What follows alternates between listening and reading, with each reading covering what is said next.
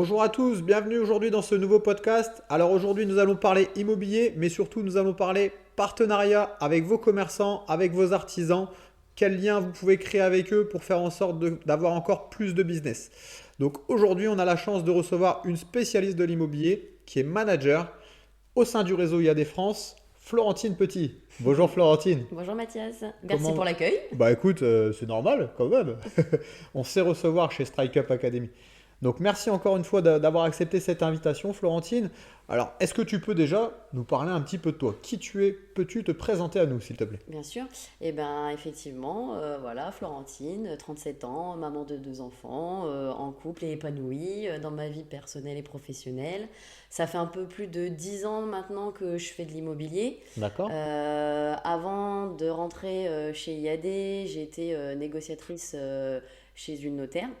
Alors moi, je travaille essentiellement sur le secteur de Châlons en Champagne. D'accord. Aujourd'hui, effectivement, voilà, comme tu introduisais, je parle beaucoup de mettre à profit nos commerçants de la ville. C'est ce qui me tient à cœur, en tout cas, moi, à développer sur les diverses années que j'ai pu avoir dans l'immobilier. Ok, très bien. Alors, les commerçants, on va en parler. Effectivement, tu as raison, le lien avec les commerçants, il est super important. Forcément, hein, les commerçants sont à même de rencontrer énormément de monde, donc forcément, ça va toucher directement le réseau. Tu parles de toi, donc immobilier depuis une dizaine d'années. Auparavant, si je reprends, qu'est-ce qui fait en fait que tu es arrivé dans l'immobilier? Qu'est-ce que tu faisais avant et Mhm. qu'est-ce qui fait que tu es arrivé dans l'immobilier? Ça, c'est important et intéressant. Alors, j'ai toujours travaillé dans les métiers de la vente. D'accord? D'accord. Avant, j'étais plus en magasin. Je suis passée par le stade de commercial également. Et puis, rapidement, en fait, investisseuse personnelle, j'ai trouvé que vraiment l'immobilier, c'était un domaine qui m'intéressait, tout en gardant en fait un lien humain avec effectivement ben, les clients. Donc la passion, finalement, Exactement, voilà, et à la fois pour l'immobilier, mais pour le relationnel, c'est ça. donc forcément, ouais, c'est lié. Voilà, c'était lié. J'ai voulu, on va dire, me former au plus près du métier. Un poste de négociatrice s'est libéré en fait dans une étude. Donc, sans forcément avoir de qualification, mais juste les miennes sur de l'investissement personnel, j'ai pu décrocher ce poste. J'ai eu la chance, du coup, voilà, de pouvoir avoir affaire à des dossiers très variés dans cette étude, ce qui m'a permis, du coup, voilà, d'avoir déjà des bases dans ce métier. Par contre, la grosse contrainte, c'est que j'étais salariée. Pour le coup, aujourd'hui, moi, j'avais vraiment besoin de passer du temps avec mes enfants. J'ai un conjoint qui travaille beaucoup, avec qui on a des passions communes, notamment sur le vélo. Donc voilà, au niveau du sport, on aime vraiment faire des choses ensemble et en famille. Et on avait besoin de trouver un équilibre. L'avantage de rentrer chez IAD, c'est que j'ai pu trouver cet équilibre tant sur le temps, du coup, que j'investissais pour le pro que sur le perso. D'accord. Trouver ce fameux équilibre vie perso, vie professionnelle. C'est ça. Et également, je me permettrais de rajouter aussi peut-être retour sur investissement par rapport au temps que tu engages sur ta, pour le coup, vie professionnelle, sur l'investissement à titre pro. Parce que, bon, salarié, c'est super, mais on sait tous qu'il y a des avantages, des inconvénients, que ce soit en tant que salarié, en tant qu'indépendant. Mais effectivement, pour ceux qui bossent en tant qu'indépendant, je te rejoins pour être également indépendant. Le retour sur investissement est quand même meilleur et on n'a pas cette frustration à se dire j'ai bossé énormément et j'ai pas forcément l'impression d'avoir le retour, le fruit du travail que j'ai mis en place. Exactement. Après, c'est un équilibre à trouver parce que à son compte, c'est des fois difficile de décrocher. Et c'est là où du coup, on a besoin quand même d'être voilà, d'être quand même cadré par certaines méthodes pour savoir le faire. Oui. Parce que pour le coup, sinon, c'est la vie personnelle qui en prend, enfin qui en pâtit. Et derrière, malheureusement, effectivement, ça peut créer un déséquilibre entre les deux. C'est ça. Super, donc très très intéressant. Merci à toi pour ce retour d'expérience. Et donc, chez IAD France, rapidement quand même, est-ce que tu peux nous expliquer un petit peu où tu en es, comment tu en es arrivé là? Oui. Et ben effectivement, aujourd'hui, chez IAD, j'ai une équipe d'à peu près 350 conseillers. Donc, Bravo. en tant que manager du coup de cette équipe, mon but est de pouvoir l'animer, d'être au plus proche d'eux à chaque instant pour pouvoir les accompagner au mieux. Mais je continue aussi mon activité du coup de production personnelle. Donc je suis également toujours sur le terrain. Bah écoute, félicitations à toi, c'est un super parcours, 350 conseils immobiliers, c'est juste énorme. Tu dois faire partie au moins des 20 plus grosses organisations chez IAD France, c'est un super taf. L'avantage aussi, c'est que derrière, tu disais, tu continues quand même ta production personnelle. Et ça, pour moi, je trouve que c'est vital. Parce que c'est super d'être sur la partie management, mais comment veux-tu manager si toi-même, tu n'es pas au cœur du business? Exactement. Alors après, si je peux me permettre, de toute façon, le modèle IAD fait qu'aujourd'hui, j'ai quand même l'obligation de faire ce qu'on appelle chez nous un maintien de qualification. D'accord? Et aujourd'hui, on se doit de continuer la production personnelle. Et pour moi, c'est indispensable de toute façon pour être au plus proche de tes équipes et comprendre aujourd'hui ce qu'elles vivent. Ouais. On serait au-delà de ça. Mais du coup, l'avantage d'avoir autant de conseillers, c'est qu'aujourd'hui, je peux me permettre de faire focus justement sur certaines actions que je souhaite mener au quotidien, qui n'est pas forcément de la pige en porte-à-porte, mais comme on disait tout à l'heure, plus des partenariats un petit peu différents, quoi. Ouais, ce que tu m'expliquais effectivement en amont de ce podcast, c'est que aujourd'hui, finalement, tu as deux métiers, manager et conseiller en immobilier, et que justement, le fait que le métier de manager te prenait quand même déjà du temps, c'est normal, ben en fait, tu as décidé d'octroyer vraiment de la qualité C'est ça. sur la partie production personnelle. Alors attention, je ne dis pas que la personne qui fait que de la production personnelle ne doit pas octroyer de la qualité, bien au contraire, il faut faire de la qualité, mais finalement, tu as refait de la qualité dans de la qualité, et surtout, tu mets en place des choses que tu aimes, qui t'animent. Et je reviens un peu sur ce que tu disais tout à l'heure, ma passion pour l'immobilier, ma passion pour le relationnel, et là, tu es en plein dedans avec les commerçants, les artisans. Est-ce que tu peux justement nous expliquer un petit peu ce que tu mets en place? Parce que je pense que ça va donner des idées à bon nombre de conseillers immobiliers. Oui, bien sûr. Alors effectivement, moi je suis native de Châlons-en-Champagne, donc cette ville je la connais depuis toujours. Et aujourd'hui, mon but, c'est de vraiment faire parler de mes commerçants et en tout cas de me rapprocher d'eux au quotidien. Donc non seulement je vais faire mes cours chez eux, mais en plus c'est les meilleurs ambassadeurs aujourd'hui pour parler de nous, pour parler de moi.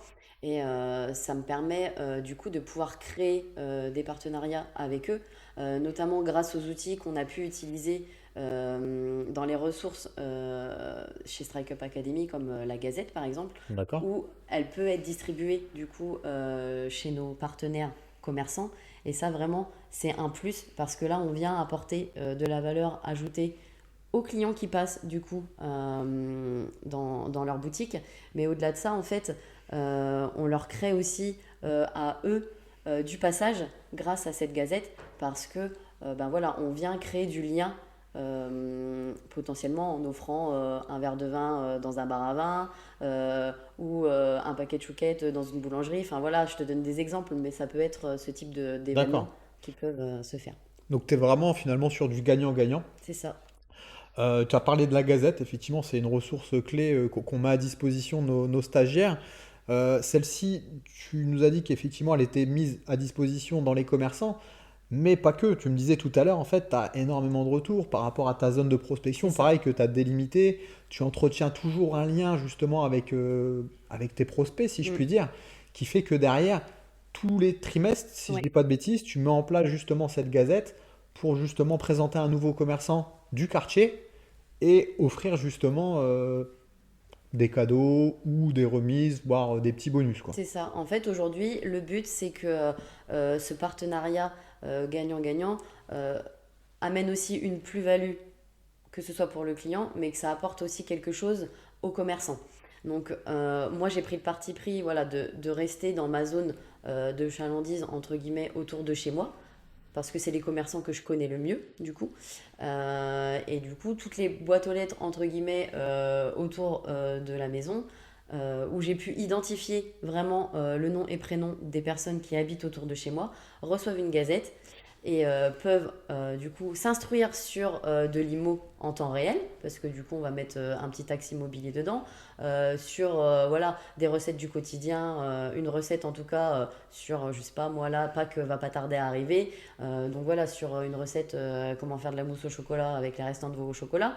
Et puis également, ben voilà, par exemple, comme je te disais tout à l'heure, le partenariat avec un bar à vin qui permet d'offrir en fait un verre de vin et du coup du passage dans ce bar pour le client. Bien sûr. Non, mais c'est vraiment super ce lien que tu crées, donc à la fois finalement avec tes prospects de ta zone et les commerçants.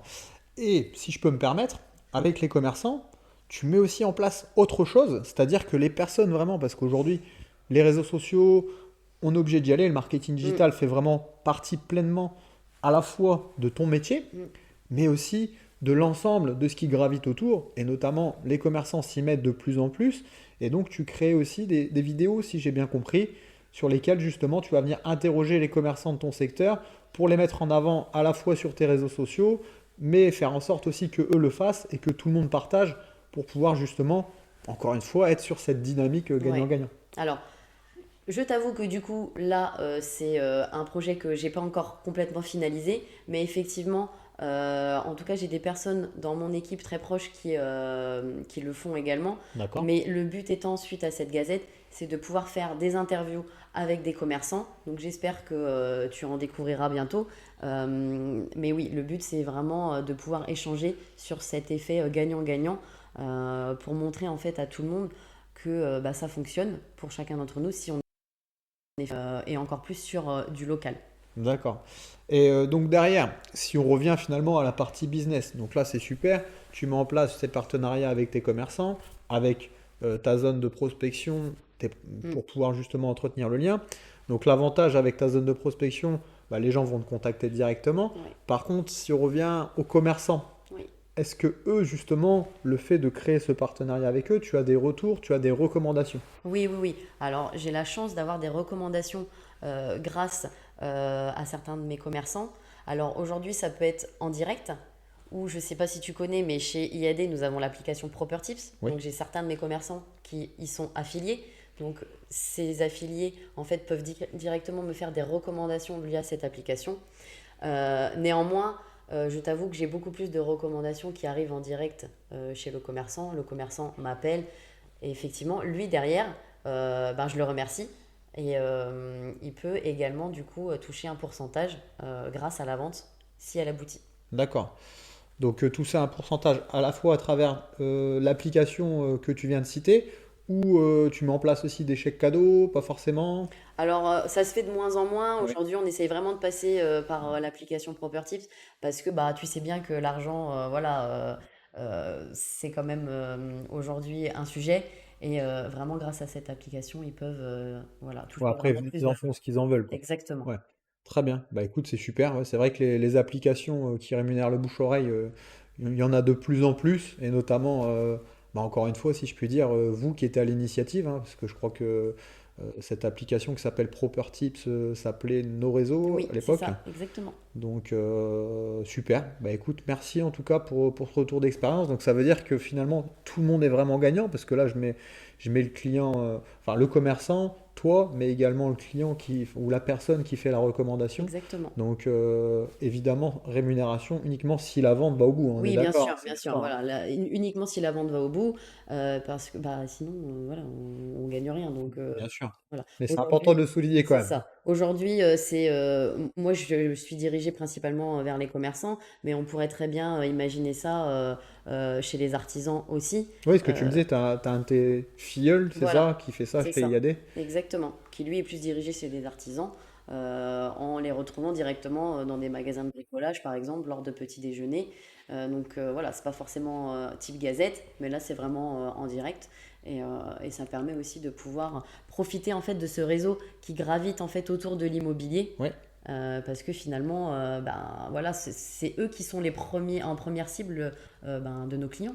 Donc, Oui, complètement. C'est vrai que les artisans, bah forcément, comme tu dis, ils sont en première ligne. c'est ça. S'il y a une rénovation, une construction ou autre, ils vont pouvoir justement vous donner l'information et vice-versa, parce que c'est vrai que vous, en tant que conseiller immobilier, des fois, il vous arrive régulièrement, j'imagine, d'avoir des logements que vous vendez à rénover. Mhm. Ça vous permet aussi peut-être d'avoir une réactivité, de faire travailler des gens que vous connaissez pour pouvoir avoir des devis rapidement. On sait que dans l'IMO, il faut que ça aille vite aussi, C'est ça, carré, et ça permet aussi de rassurer vos acquéreurs. D'accord. exactement.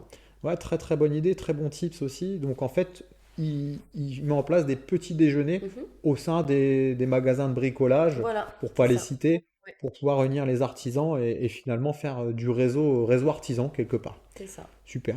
Mais je crois que justement, c'est un tips qui est abordé sur le programme Booster, il me semble. Hein. Exactement. Très bien. Bah écoute, Florentine, encore merci à toi pour ce partage. Est-ce que tu veux nous rajouter quelque chose avant qu'on termine ce podcast? Bah, merci pour ton accueil. C'était un plaisir de coup de pouvoir échanger en point focus du coup sur cette partie-là. Super. Bah écoute, c'est nous qui te remercions une fois de plus pour ce retour d'expérience. J'espère que ça a permis à certains conseillers de vous donner des idées pour pouvoir justement changer, booster votre quotidien. Une fois de plus, l'objectif, ça va être de mettre en place des actions clés. Là, ici, Florentine nous a partagé le fait qu'elle n'avait pas beaucoup de temps à octroyer pour son business par rapport à son activité de manager. Et donc, demain, si vous, justement, vous vous dites, je veux mettre en place des actions clés sur lesquelles je vais avoir des retours, bah, cette action-là en fait vraiment partie et je vous invite fortement justement à mettre en place ce que Florentine fait. Ça marche, ça fonctionne. Écoute, bon vent à toi. Continue comme ça à t'éclater. Je crois savoir en plus que tu viens de signer encore 3 compromis de vente ce mois-ci, c'est ça? C'est bien ça. Donc ça cartonne. Et de toute façon, quoi qu'il arrive, on reste en contact. Et comme tu le disais tout à l'heure, tu vas tourner les vidéos bientôt. Je sais qu'il y a des choses qui se trament. Donc je vais suivre un petit peu tes réseaux pour pouvoir justement voir ce qu'il en est par rapport à ça. Encore merci à toi. Merci. Au revoir Mathias. Allez, à bientôt.